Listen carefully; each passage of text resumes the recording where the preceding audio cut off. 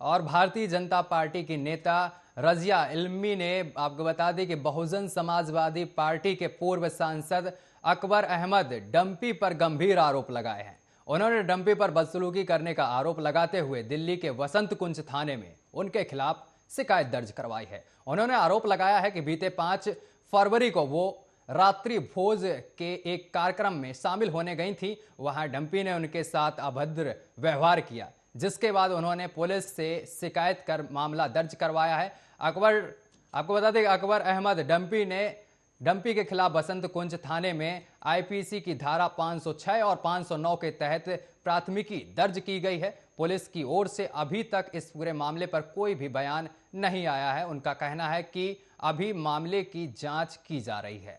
तो यहाँ पर आपको बता दें कि बसपा के पूर्व सांसद हैं जिन पर यहाँ पर मामला दर्ज कराया गया है बदसलूकी का।